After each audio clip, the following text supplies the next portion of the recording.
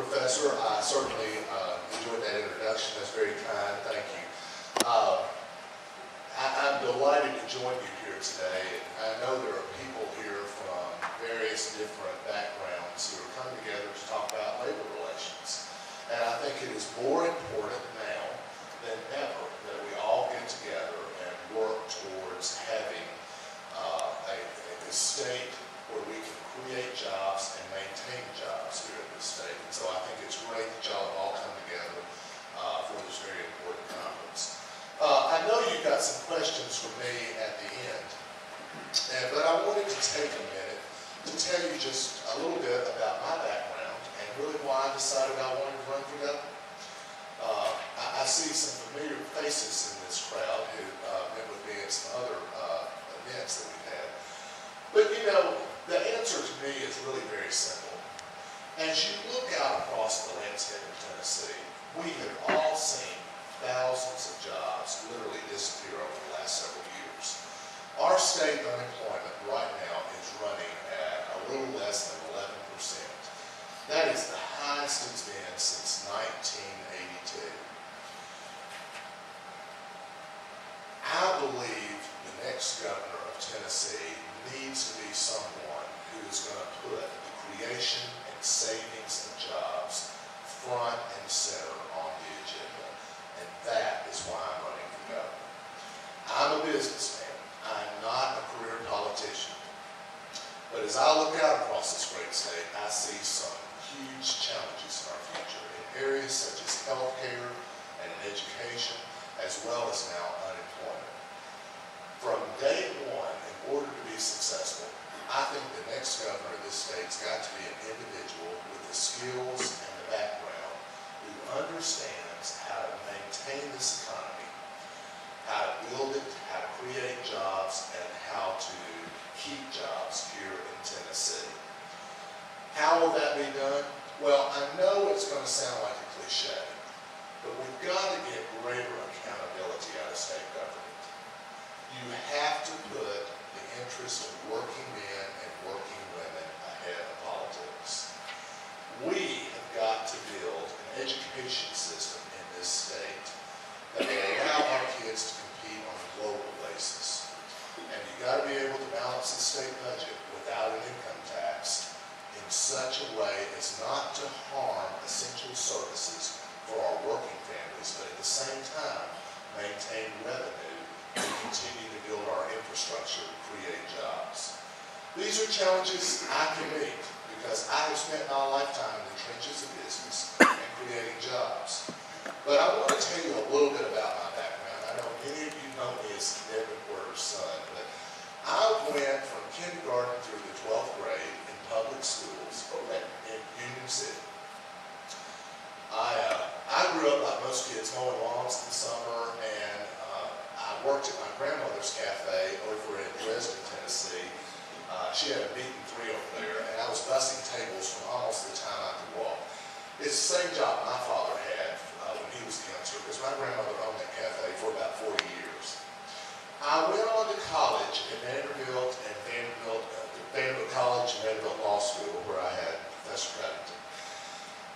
And in the summers I came home from college, I worked at the Goodyear tire plant over in Union City, Tennessee. My job there was to hand stack the tires onto the trailers for shipment out of that plant. Now I can tell you, I've hauled a little hay in my life, and standing out there in those trailers in 100-degree weather is about as close to hauling hay as any job you're going to find. Then in 1985, I took a leave of absence from my law practice in Nashville to travel this state and on my father's gubernatorial campaign.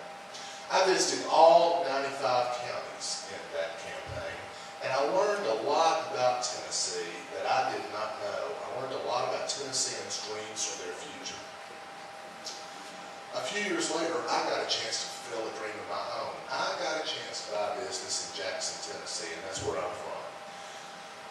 I borrowed the money, I took that risk, and along with the help of the great people in our company, we paid back our debts, we built our business, and I believe we've been a really good organization for our community.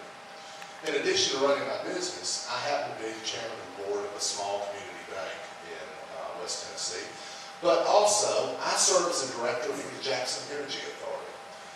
JEA is the local utility that provides the services for our industries such as wastewater, water, natural gas, electricity, all the services that you would need. But most importantly, JEA provides broadband services for our industrial customers as well as our residential customers. I understand Tullahoma is developing the same model. JEA recognized early on that having a good broadband program was essential to not only maintaining industry in our area, but to attracting industry in our area. And that model, their program, has served as a model for many communities throughout the Southeast. And I think it's one that we need to look at expanding into all of our rural areas as well as some of our underserved urban areas. On the home front, I've been married for 20 years to Mary Jane. She's my wife, great gal.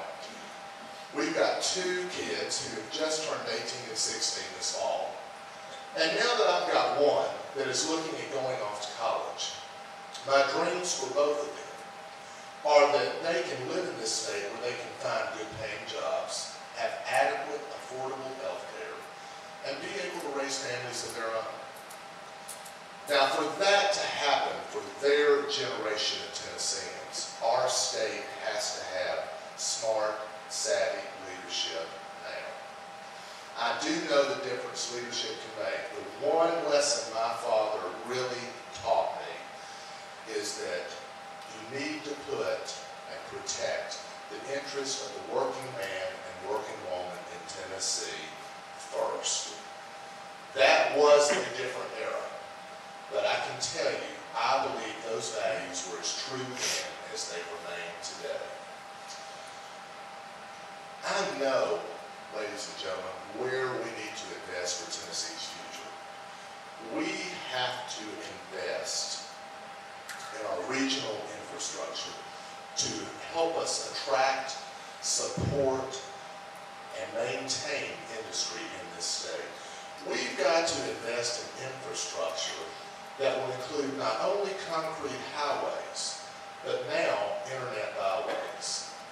We've got to invest in infrastructure that will allow our industries, which are existing and new ones that will be coming to this state, to be able to compete on 21st century standards.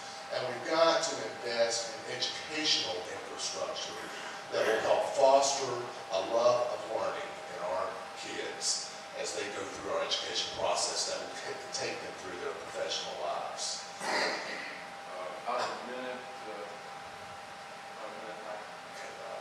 I'm through.